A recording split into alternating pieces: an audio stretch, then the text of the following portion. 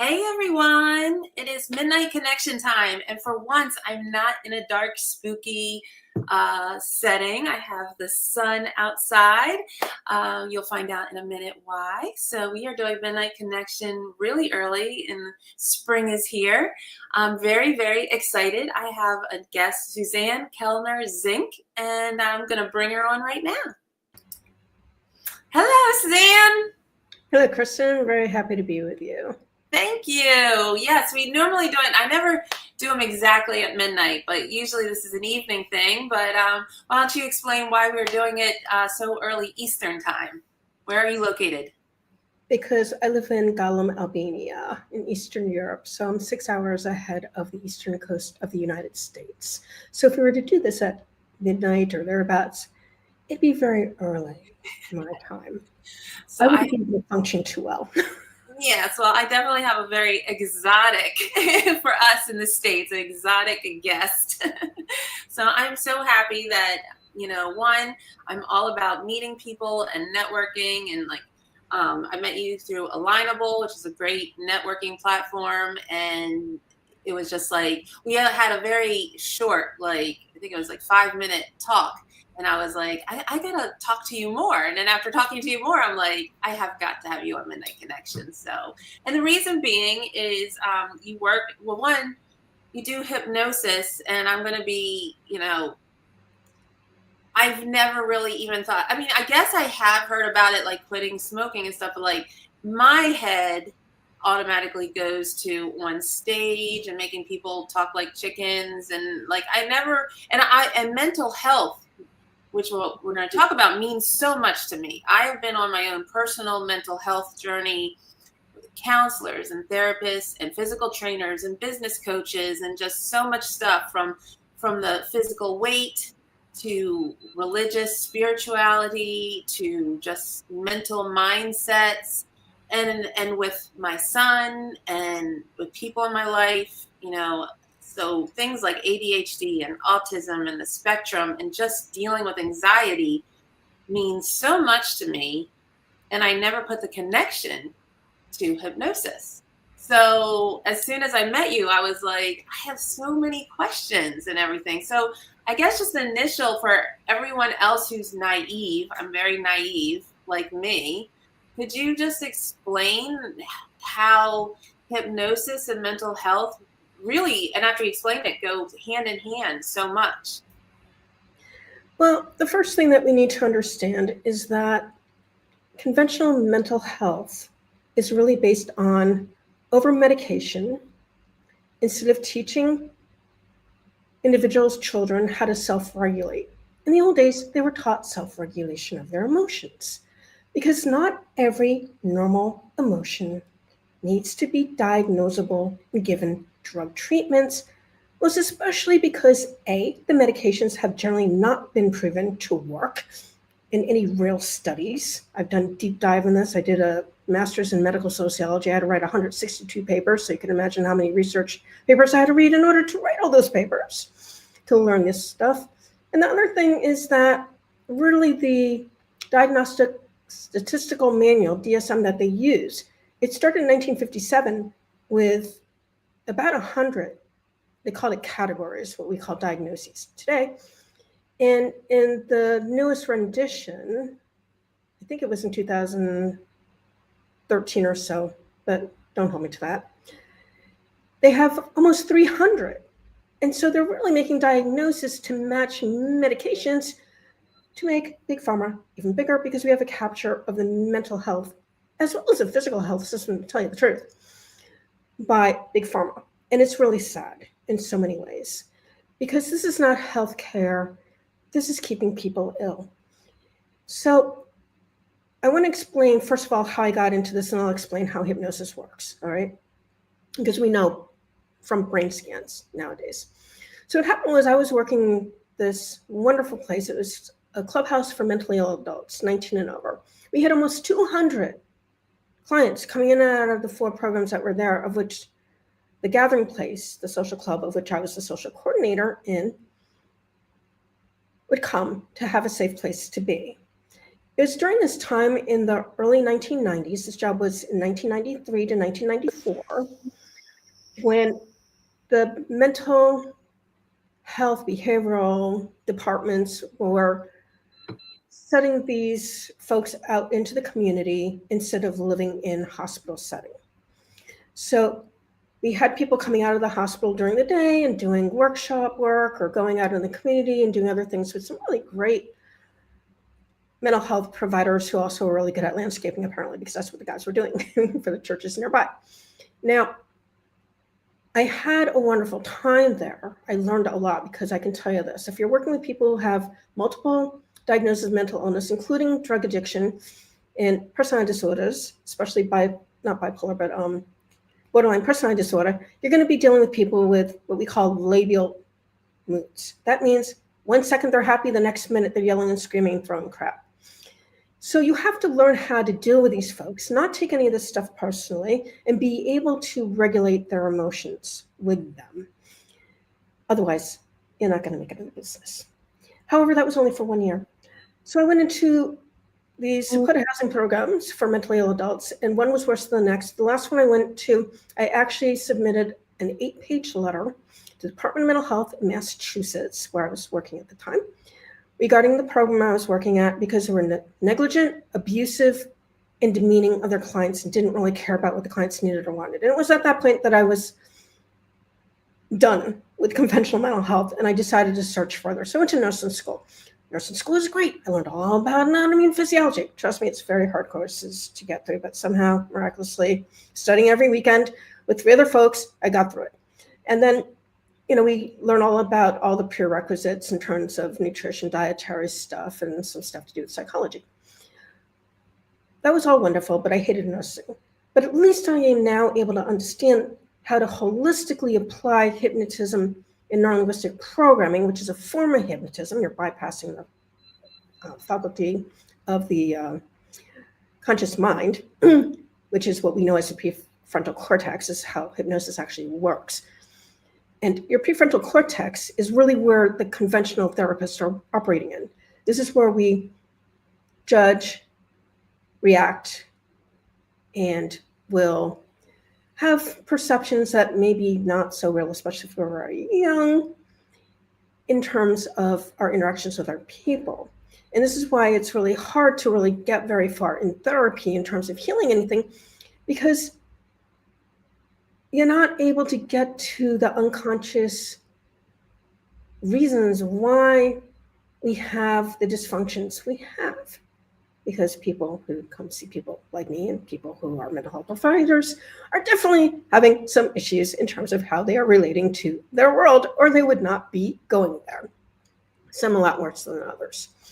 What we do as hypnotists and neurolinguistic programmers is we bypass the prefrontal cortex. So there's no reasoning, rationalization, judgment, or those perceptions are all gone. And we go into the amygdala of the brain. This is where our emotions are held. And in the hippocampus of the brain, where our very imperfect memories reside. They're more imperfect the younger you are, because, of course, if you cannot understand another person's perspective and things happen when you're younger, you're not going to necessarily remember things as they were at the time. But also recognize this fact. Even as an adult, if you go to an event with a friend of yours and you talk about it later, you're going to each have your own perception of what happened, because we do this thing called deleting information, which causes distortion, which means that we have different memories from one another. So this is how we work in the brain. Now, the other thing I want to explain to everyone is that hypnotism is thousands of years old. It goes back to the ancient Egyptians, the Indians, and the Greeks, where they knew the mind, body, and yes, spirit were all involved in the healing process. They had these things called sleep temples, and people would go there and they'd get what they needed done. And hypnosis was a part of it. They didn't use that word until the 1800s, when it was formed, because when people are in a hypnotic state, well, in deeper classical hypnosis, they look like they're sleeping with their eyes shut, but it's not sleep, it's heightened focus on the hypnotist. And I can tell you, after doing many, many programs for Rotary clubs that I would have people volunteer to be my subject so that they could experience it and so the folks could actually get an understanding of what hypnosis is. That was after I had them do hypnotic convincer so they could see how well their imagination actually worked to take the suggestions given, because some people are better at that than others. And the interesting thing is at the end of the whole presentation, I would ask the person who was my volunteer how it felt to be hypnotized in front of everybody. And they all said the same thing. They didn't care. They knew the folks were there, but they were totally focused on me and what I was doing with them. So this is what we need to understand. The other thing you need to understand about hypnosis is you're in and out of it every freaking day. All day, every day. But because you don't know what it is, you wouldn't know that, would you? So let me tell you, if you wake up in the morning or go to sleep at night, those are hypnotic states, hypnagogic states, actually. And that's the best time to give yourself affirmations, because right before you fall asleep and right before you wake up in the morning, what happens is you can give yourself suggestions because they're going into the subconscious mind at that time of day. So that's my suggestion for you all. And we need to also understand that when we drive home, we don't know how we got there, or maybe we get hypnotized by the highway if we're driving down the highway, or daydreaming, or suspending reality, watching a really good movie, or getting involved in a really good book, or spending hours on the computer and thinking it's a half an hour. And even your preachers, your advertisers, and your politicians, and of course, your smartphones are your best hypnotist ever. So people have no reason to be fearful of the hypnotism. What they do need to be fearful of is, what are you allowing into your subconscious mind? Because if you're not aware of that, well, propaganda and people who lie to you and manipulate you will be able to do that. So I'm here to explain to you, understand how your mind works so you can protect yourself from these very negative effects from people who want to manipulate and use you, and in some cases, abuse you. As long as you know that, you can have a heads up and not be stuck in that situation.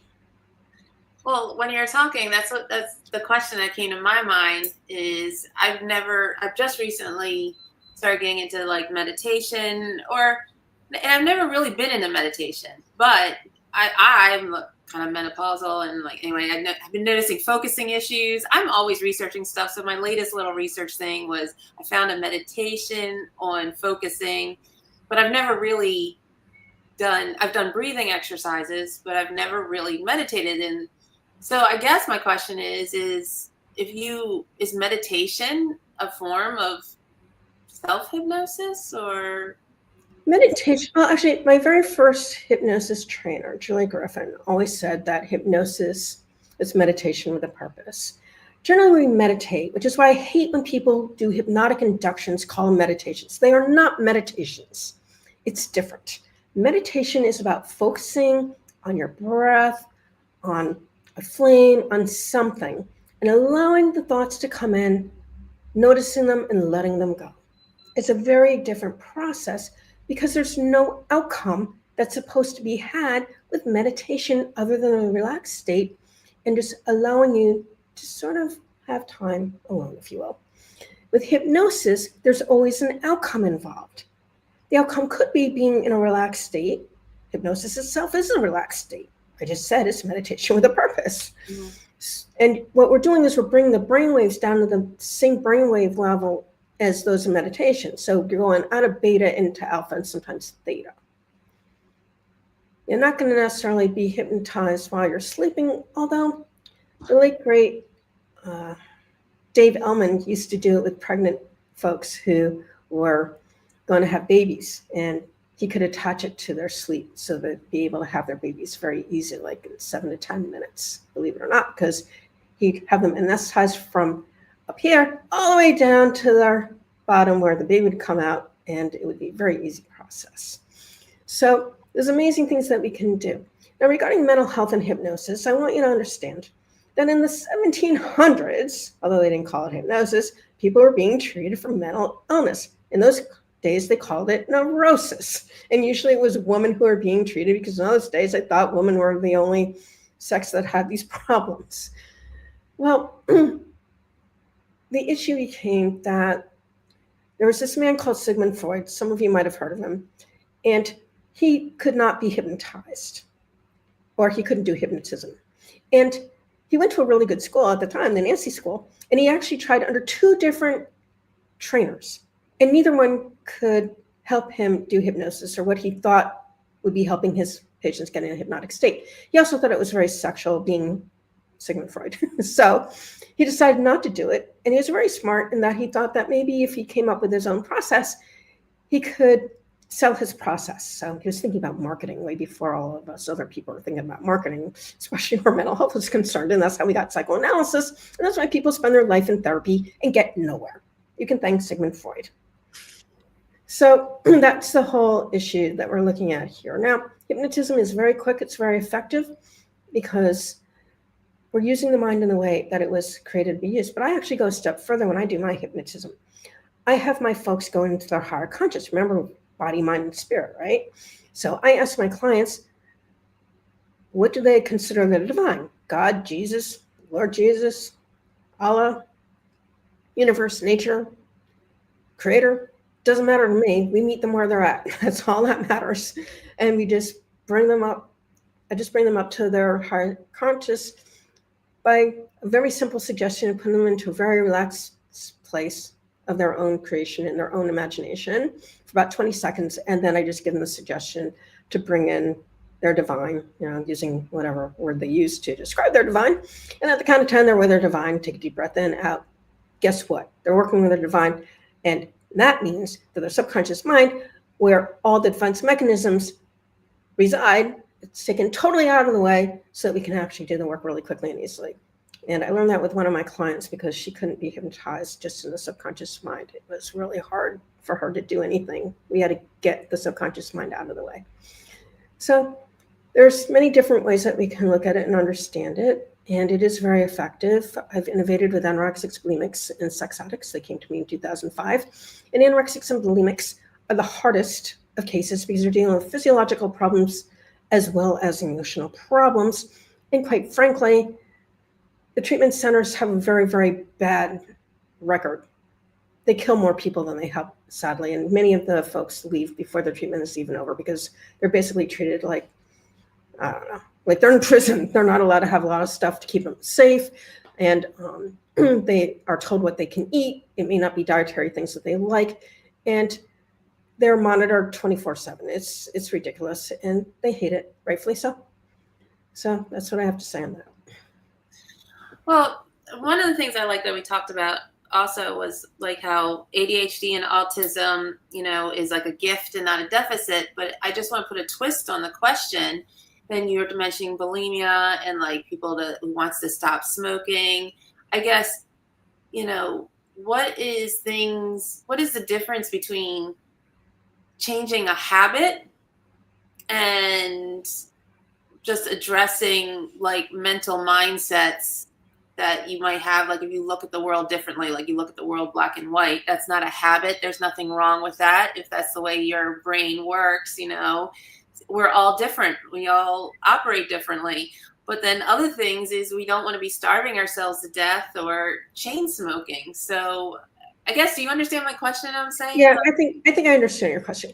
There's a difference between a habit that may not be the best, like nail biting, and something that is actually going to harm you in some way or another. And we need to understand the difference between those two things in terms of how we relate. Now, when I work with people with very serious mental health issues, I'm dealing with their emotional trauma release. And that's what these people in conventional mental health, especially with anorexics and bulimics, do not really comprehend because they're more interested in how much food they're eating or not eating, which is only a symptom of the problem. The problem is because they were brought up in households where they were supposed to be perfect, or they thought they had to be perfect, because if they weren't perfect, their alcoholic father or their anorexic or depressive mother would be problematic with them. And so they didn't want to cause any trouble. So they became people pleasers, and that became manipulation because most people who they people please don't realize that they're people pleasing them. They don't tell them that, and they get really upset with the fact that they're not happy with the fact that they went totally out of their way to please this person, and they end up resentful, and that becomes a whole other problem. So I have to teach them how to be imperfectly perfect like every other human being on this planet, and to not people please me because I have no idea what it is that I would like from them to people please me, nor is that a part of the program particularly. The program is tell me what's going on with you so we can clear it. That's it. It's very simple. So That's very different than if someone has a habit. Habits can be taken care of pretty quickly, generally speaking, with some NLP techniques in most cases. But when people have very deep emotional traumas, it's really the emotional trauma on top of the forgiveness work, including themselves for putting themselves through whatever they put themselves through. And then appreciating the people who are there for them. Anorexics really know of anyone who was there during their time, but we can usually, with hypnosis, help them find one or two people who are there to help and support them and be kind of a safe place for them to be at times, like a grandmother or aunt or somebody like that. And then we have to do boundary work, because people who have these dysfunctionalities, and especially with anorexia and bulimia, sex addiction, these are all addictions. So we have to deal with them as addictions. So I have a 4-part program that I integrate into my entire program for these folks. And I adapt the languaging so it works for my particular clients. And each of the hypnotic techniques that's used is married to a specific neurolinguistic programming technique to help the people become a lot more in tune with who they are, what they want to become, so they can kind of see themselves as their best self, which is like really important, because if you loathe yourself, LOATHE, which bulimics and anorexics tell me that that's what they feel about themselves, well, we need to do something to help them to no longer loathe themselves, or they will never take care of themselves and eat nutritious food and be able to function normally, because if you don't have the right nutrients in your body, it's not going to function too well. Well, all this sounds like so helpful, and I love the fact that you're not a fan of, medication and everything. So I assume that you see people internationally, not just in Albania. And how does hypnosis work online? Like, I'm assuming you Zoom, or and does it work better in person or not in person? Is that a prerequisite? How does this whole who are your clients? Where do you see them, and how do you work with them? Well, I'll tell you something. I used to see my clients in person. I thought for the longest time that's the only way to do it. And then I went to Israel and I did a master's in peace and conflict management in October 2019. That's when I put everything online. And because I had been working in person with folks for 15 years by that point, I knew what I was doing and I was able to adapt it pretty easily. The only issues that you have when you're doing online work is that your Wi-Fi may not be as strong as you may want it to be at times, and sometimes it disconnects. And sometimes here in Albania, the electricity will go out, not generally for too long, but that can be a problem, especially if it goes out right when I'm supposed to be meeting with somebody, because I have no way to let them know that's happened. And I don't see people here in Albania. They don't speak the language unless they're 35 and younger. Almost all of my clients are in the United States, and I do it all online. I also train people on how to do this work. I've retrained people who had done hypnosis neurolinguistic programming training, and they weren't getting the results they were supposed to get for 2 reasons. Number one, they never cleared their own issues. It's very hard to help anyone with anything if you're carrying around your own problems and you're getting triggered by people, which is a problem in the conventional mental health world all too often, sadly to say, having been a part of it for a long time and having been treated by those folks. And the same thing is true with hypnotists. I'm not saying that they're any different. They're kind of worse in a way, because they don't really realize that there's a lot of things that can happen if you don't know what you're doing with hypnosis. And you do need to work with people who can help.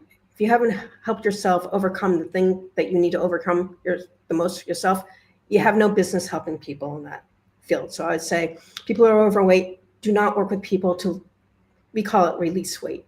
Not lose weight, but release weight in hypnosis.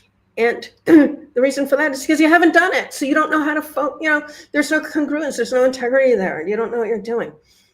But that's different than helping people with issues as I do that I've never had before. I never had anorexia, bulimia, or sex addiction, thank God. But I've learned from my clients how to help them, because I actually listened to what they were saying, what they weren't saying, and between lines of what they were saying. And they told me what they needed, because they're at least 50% of this entire process. Their subconscious mind gave us the answers. And as I was working with them, they let me know what worked and what didn't work for them. So if we're open to learning, from our clients. I don't have patients because I don't have a license. I'll never have a license.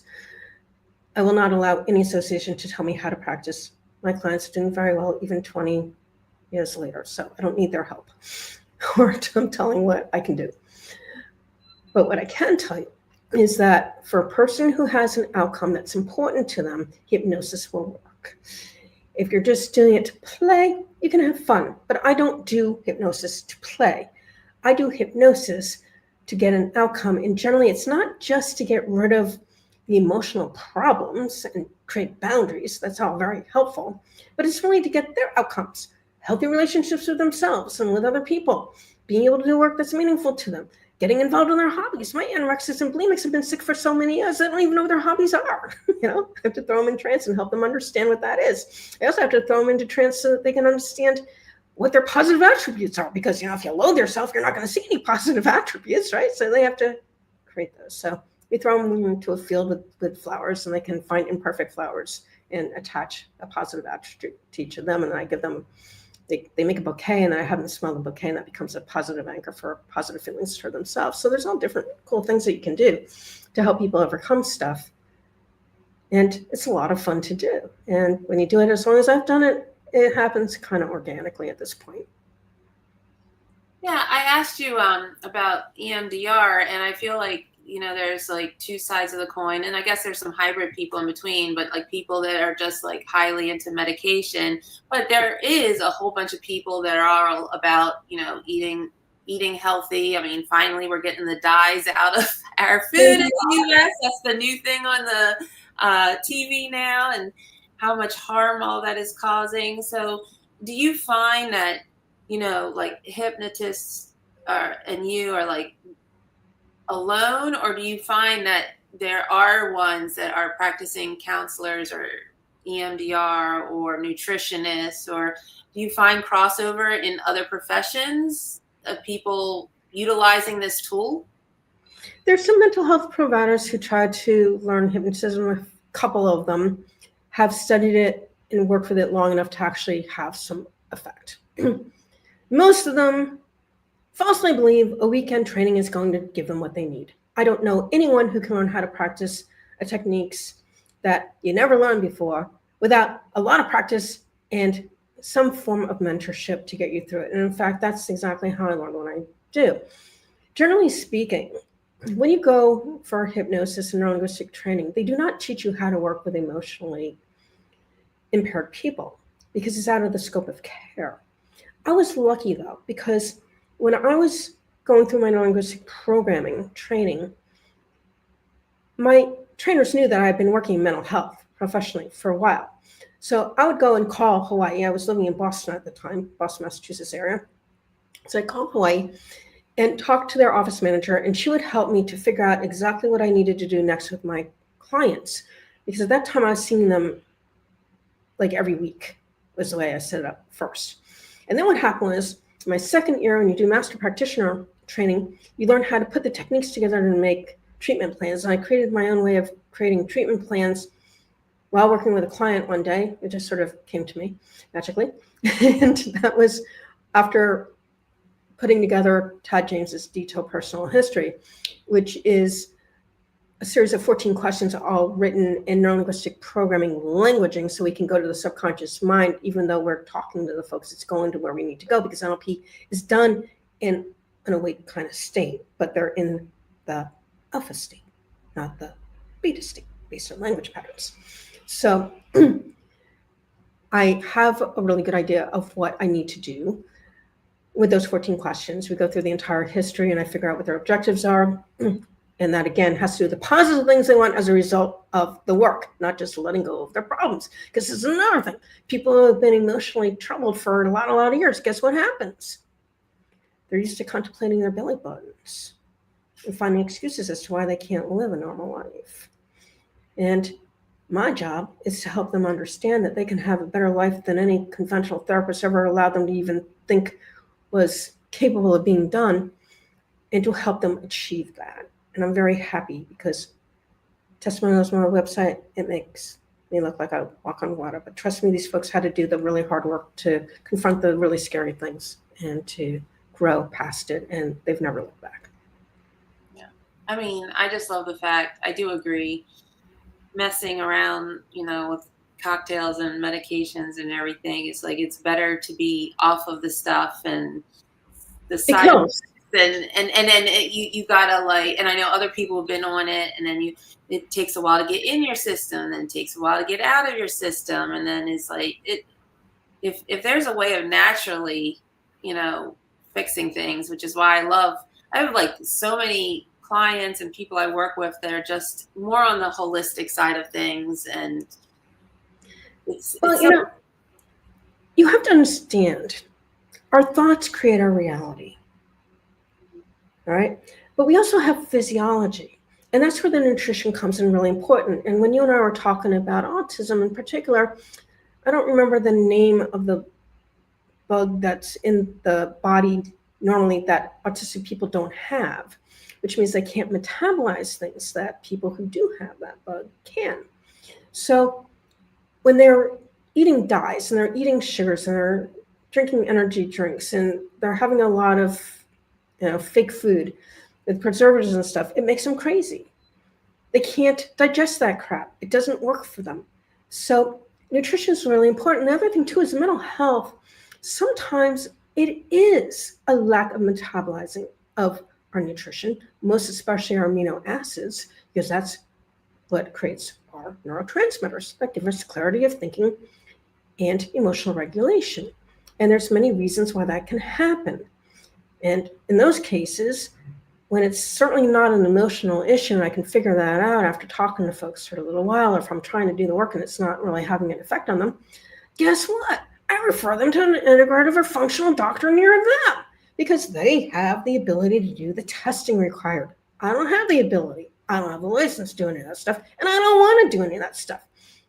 But these folks have those abilities. And that's another problem with our system, because if you have mental health people who think it's always emotional and cannot see the holistic approach in terms of the many other reasons, including side effects from psychotropic psychiatric medication, that's a problem. And then we have medical doctors who do not understand that sometimes migraines, stomach aches, and even my sister was having seizures because she was having a difficult time dealing with certain aspects of her marriage. She told me this after she figured this all out. She's telling me she's having seizures, she's falling on the ground, and she finally found out it was psychosomatic.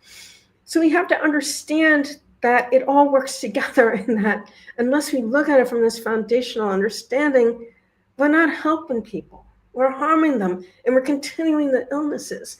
And I don't know anyone, not really, who wants to be sick when they can be well and have a really fulfilling, happy life. But they're so brainwashed by these idiots who never learned any of the stuff I'm teaching you, that these things are possible because their brains are closed down due to their freaking training, which is why I never went for a master's in mental health. Never. I went for a master's in psychology, and I was so bored by everything they taught, and it wasn't to do clinical work. It was just to get a master's, to get a credential. I ended up doing medical sociology instead. And the only reason to get the doctorate in psychology is to test the training that I created to see if what I've created is transferable to other people being trained in my protocols to help their patients, their anorexic sex addict patients in particular. Well, that's why I wanted to have you on so bad, because I call them like you just have to be open to it, and it would be nice, like if the world, like I always say, a magic 8 ball, or everything revealed itself all at once. But it's like to reset, to rewire your mind. You have to be open to it, but it takes time. So like I always say to, like, if I'm talking to my friends or someone, I'm always like, oh, I had another aha moment. That's what I call it. It's like something was unlocked, and I'm like, I get this now. And it's like, but I wish I could have them all and be a brilliant. And it's like you say, you're on a journey. It's never the destination, but it's like all these aha moments. But first you have to be open to it, and then people like you can help unlock a lot of things that, you have blockages, I guess. Let me tell you something very fascinating. The most common client for me are the teenagers and the 20-somethings, because they'll come to me and say, I've been to therapy and it doesn't work. And I think it's my unconscious mind, and that's why I want to work with you, because you're hypnotists. Hypnotists work with unconscious minds. See, kids get it. Adults don't, but kids do. Mm-hmm. And because the prefrontal cortex is not fully developed, they're already in a hypnotic state anyway. I wouldn't even have to do an induction of any kind with them. I could just do whatever, because if you have any kids, you know, if you're calling them for dinner or whatever, and they're doing whatever they're doing, they don't even hear you. It's because they're in the hypnotic state. That's their natural state of being until they're, I don't know, 25, 26 years old, when their prefrontal cortex is totally developed, which is another reason why, you know, we have parents of teens thinking that their kids are adults. No, they're not. They don't have any impulse control because their prefrontal cortex is not fully developed. That's why you're the parent. You know, be reasonable. Speaking of induction, so you are going to gift us with hypnotic induction, and so you said to live the life you truly want to live. So I am really been on a serious, aggressively trying to live the life I truly, for like the last 4 years. I knew I was quickly approaching 50 and everything, and I was like, man, and now I'm like never been happier, and congrats. It's just great, but I'm still on this journey. So, and I did not know about hypnotic induction. So please explain it. What are you going to do? But I definitely, anything I can do to improve my life, I'm all for it.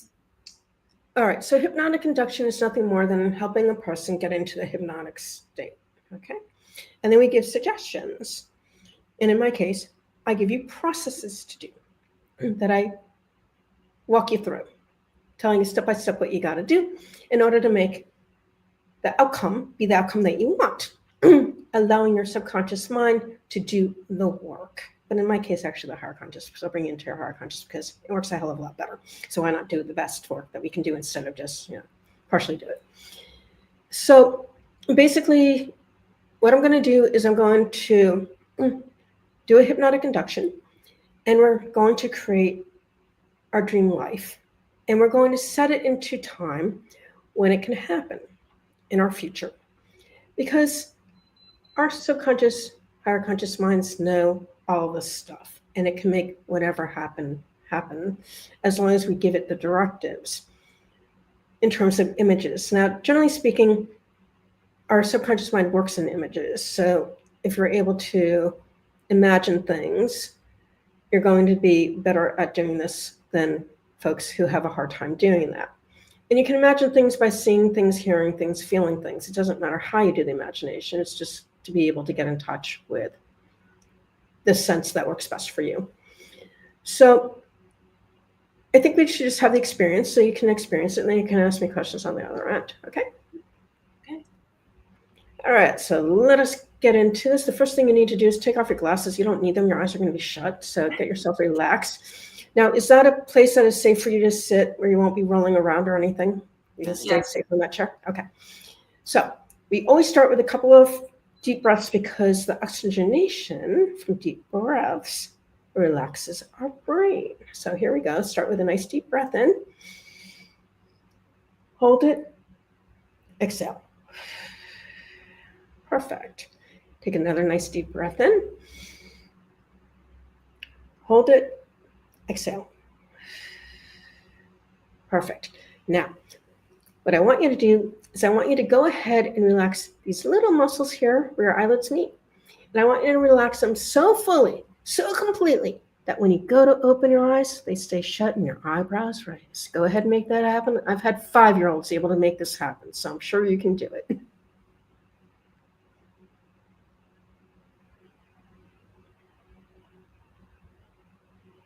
Perfect. Now, what I'd like you to do is take that relaxation that you feel in your eyelids and flow it up to the top of your head, down the bottom of your toes, staying safe in that chair at all times. After I count to 3 and snap my fingers. Here we go. 1, 2, 3. Go ahead and flow that relaxation from head to toe. Notice how relaxed you're feeling. But we're going to go 10 times deeper relaxed, staying safe in that chair at all times. After I count to 3 and snap my fingers, 10 times deeper relaxed. 1, 2, 3. Just allow yourself to go deeper, deeper relaxed. Now, I'd like you to imagine a staircase floating in the sky, spiral in shape. And it's going to be constructed of wood or marble, carved, very similar to what you might have seen in I don't know, 1930s or 40s MGM musical, those fancy staircases they always had, but yours is floating in the sky. And when you have that in your imagination, just say, got it. Got it. Awesome. We're going to go down the stairs together, and as we do so, you're going to double your relaxation with each step we take. 2 times relax. Here we go. Starting at the top step to the 9th, to the 8th. Deeper, deeper down into relaxation you go. To the 7th, to the 6th, to the 5th. Feeling totally calm, totally serene, totally at peace inside and out. It feels wonderful. To the 4th, to the 3rd, to the 2nd. Deeper, deeper down into relaxation you go. To the 1st. And now you're on step 0. Now on step 0, you're in a beautiful place, totally relaxed. And the interesting thing here is there's nobody there and there's nothing you need to do. So all you're going to do is relax till I tell you to do otherwise. So just tell me I'm there when you're there. I'm there. Awesome.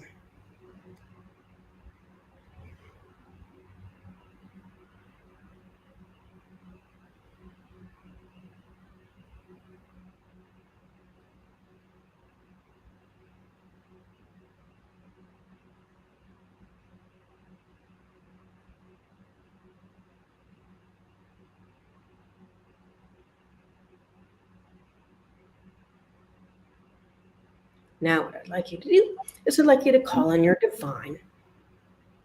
Whatever your divine is. It could be Jesus, Allah, Creator, universe, nature, whatever it is for you, call on your divine. And you're going to get a sensibility. You're going to sense when your divine is around you. And when you feel your divine around you, just say, divine's here. Divine's here. Awesome. Count of 10, you're going to be working with your divine. Here we go. 1, 2, 3, 4, 5. Halfway there to your higher conscious mind. 6, 7, 8, 9, 10. You're now with your divine. Take a nice deep breath in. And exhale. Perfect. Now, what I'd like you to do is I'd like you to imagine the way you'd like to construct your life. And the first thing that you need to know is what kind of area do you want to be living in? Is it a mountain place? Is it a seaside place? Is it in the city? Is it rural? Where is it? And what are you going to be doing in this place? Why do you want to be there?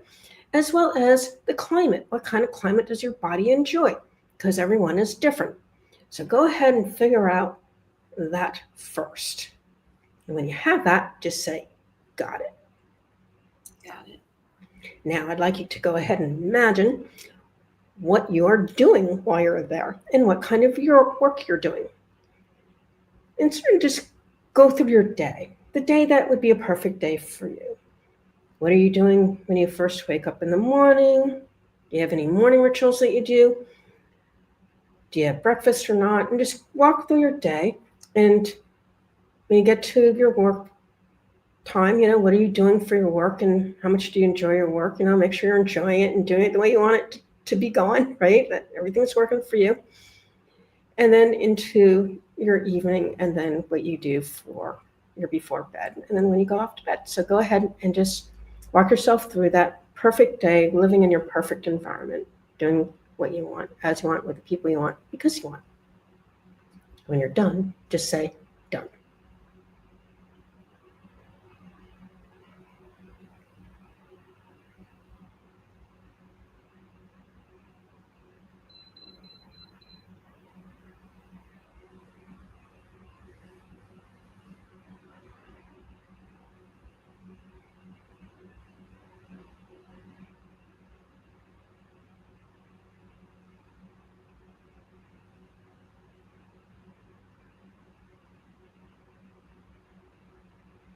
Done. Now, what I'd like you to do is I'd like you to do it again and make sure that you have everything in there that you want in there, including working out, if you work out regularly, and everything. You have to put everything in your day. Because if you don't put everything in your day, guess what? It doesn't get done. But in this case, I'm not going to have you just do a day. I'm going to have you go through a full week, because you might work out only certain days of the week, right? And you might do different kinds of workouts on different days of the week. So just as an example. So go ahead and put everything in that you want to put into your week schedule. Include hanging out with yourself alone, as well as hang out with your friends, hang out with family, whoever it is that you hang out with and that you enjoy being with. Put it all in there so that you know exactly what you are creating for yourself in the very near future. When you're done, just say done.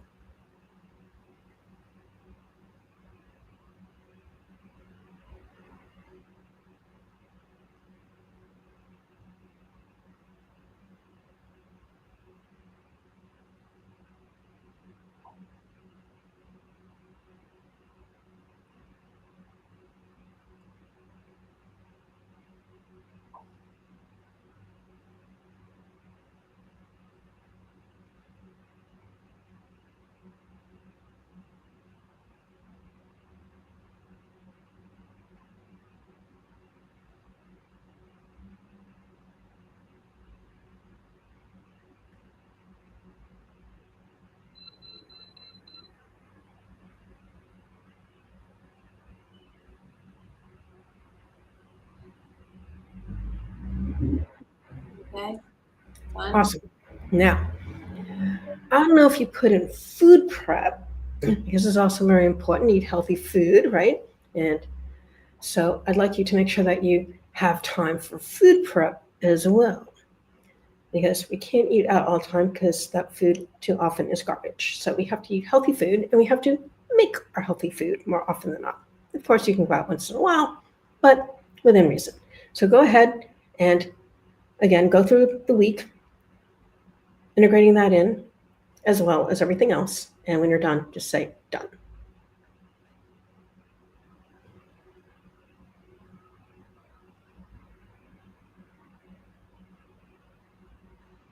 Okay, done. Awesome. Now, what I want you to do is I want you to notice how well that feels for you. And I want you to go out into the future, and I want you to drop that into your future. Your higher conscious will know exactly where and how you're going to make this all happen. Okay. And so just drop it into your future in terms of when you're going to start it, and being committed to living in this fashion, because this is your best life, right? So why would you not want to make that happen, right? Sooner rather than later. So go ahead and see where you drop that in your future. When you have it dropped in your future, just say done. Done. Awesome. Now, what I want you to do is I want you to get in touch with those feelings that you felt living your best life, right? As you're going through that process, some feelings come up, right? So get in touch with that. And as you're feeling those feelings, I want you to know where you feel it in your body. I want you to give it a color and a shape. And you don't have to tell me what it is, because other people will be watching this and they'll have their own. But just do it for yourself, okay? And when you have that, just say, got it.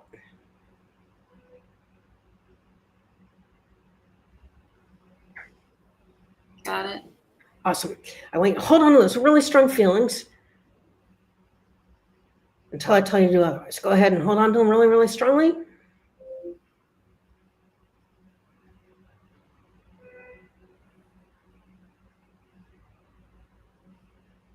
Okay. Take a nice deep breath in. Exhale. Now, you're going to feel that feeling twice as strong. The color is going to be twice as bright, and the size is going to be twice as big. When you have all that, just say, got it. Got it. Okay, hold on to that really strongly until I tell you to do otherwise.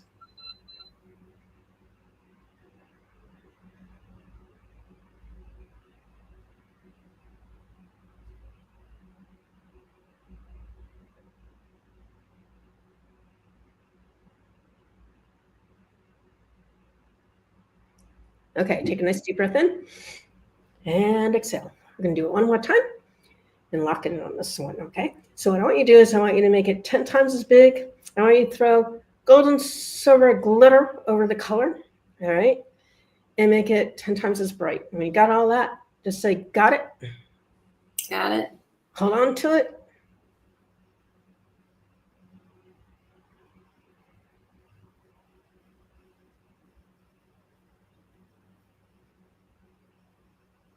And lock it in. Take a nice deep breath in.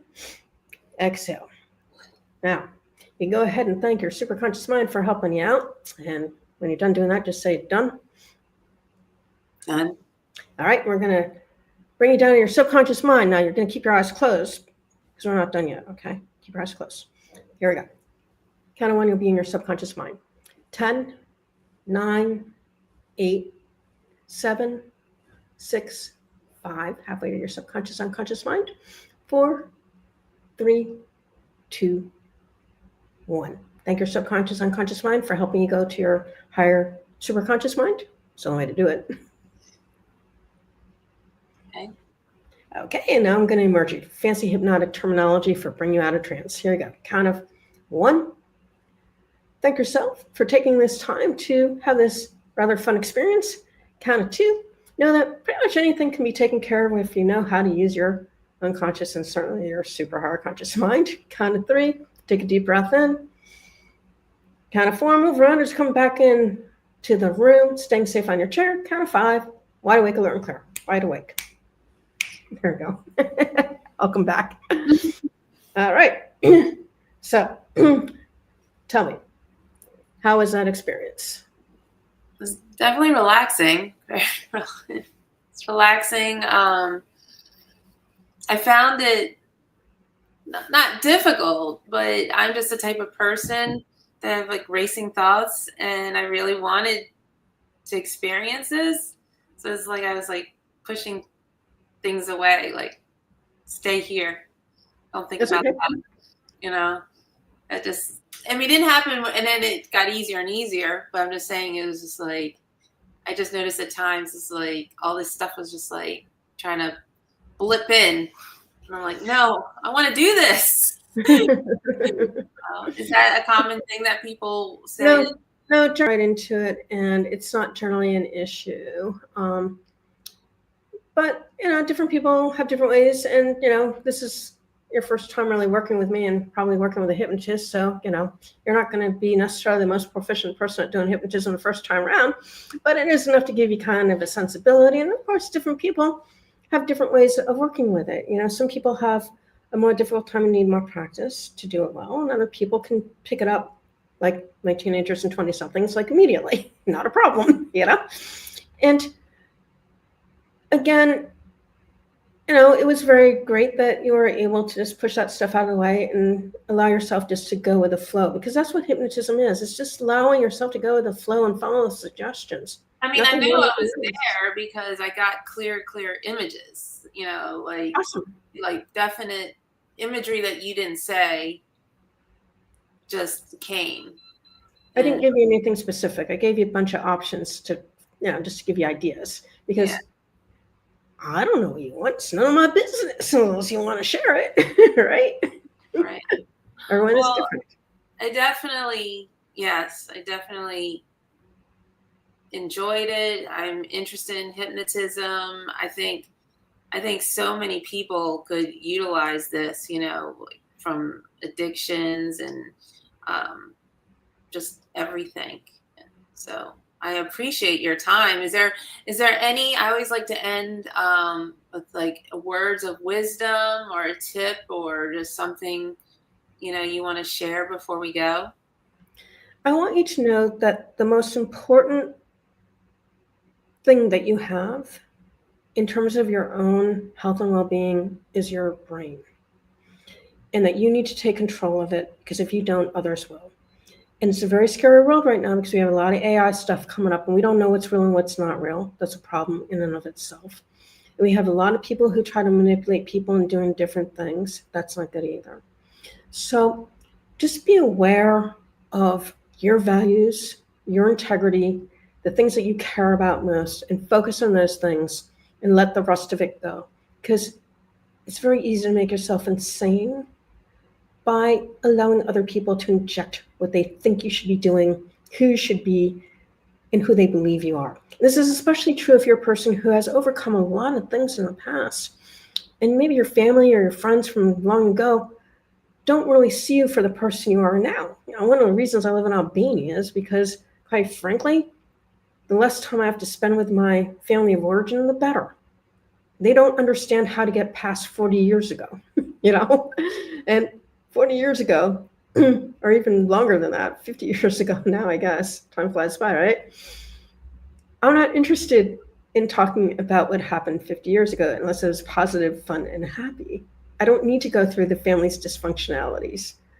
I let that stuff go when I was in my 20s. But I don't know, my siblings can't let go of any of that stuff. So, it's not really a lot of fun to be around them because that's what they like to complain about. And I'm just done with it. My mom treated me very well. She had her mental problems, but I was spoiled rotten. And my dad, he taught me everything that was important about how to work with clients. Because when I was working in his dental office, I observed what he did with his patients. We talked a lot about it. We didn't even know I was going to have a practice. I had so many learning disabilities and stuff. We didn't know what I was going to be doing for a living, right? I think my dad thought I was going to get married and have kids, but I did end up getting married for a while, for a little over 20 years. Never had any kids for many different reasons, most especially didn't want to pass down the mental illness that runs in my family, nor did I want to pass on the alcoholism that would be passed down from my ex-husband's family onto our kids. My feeling was we don't need to bring more frustrated kids with problems into this world, And so we didn't have kids, and I'm very glad that I didn't. I have a really great godson whose mom got pregnant and had him for me. I thanked her for that. And his father paid for his upkeep while he was a kid, and I thanked him for that. And yeah, we're very, very close. He comes to Albania. He came 2 years ago. He's coming in again, actually, in September. He'll visit me wherever I am in the world. It doesn't matter. We're very, very close. He calls me weekly. That's how you have a kid without having a kid, okay, people? You can have a kid without having a kid. Did you know that? Well, I don't hold that against you, and we are very blessed to have you here today. I mean, thank you for sharing all this wisdom, all this knowledge, opening people's minds up. And if anybody wants to learn more, you have a website, dawningvisions.com. And I know you're all about networking and meeting people, so I invite anyone to contact Suzanne. And once again, thank you so much for everything today. Before we go, I want to say the website, it is being updated. Most of the information is on there. There's a few hundred pages of information on hypnotism, mental health, pharmacology, all kinds of stuff. And what you need to know is there's a magnifying glass at the top right menu. And if you click on that, you can put in search words and you can find all the things that were written on that, the blog posts, the testimonials, which is really my clients' stories told in their own words, for as long as it took for them to write the stories, right? And also podcast. It's all up there. And there's also a button there for hypnotism, which explains what is hypnosis, NLP, timeline therapy. NLP is neurolinguistic programming. And also why children are really great at hypnosis, among other things. So have fun on there. You can get lost on the website. A lot of information. It goes back a really long time. We add to it as long as I remember to do my upload my articles. I usually do them monthly, in groupings and just schedule them out. But I don't always remember, depending on if I'm traveling or busy with schoolwork or whatever. I'm sure people will be looking you up. And thank you so much for your time, and thank you for being here. It was my pleasure, and I'm really glad that you asked some really great questions and you just let me explain things, because that's really the best way to roll.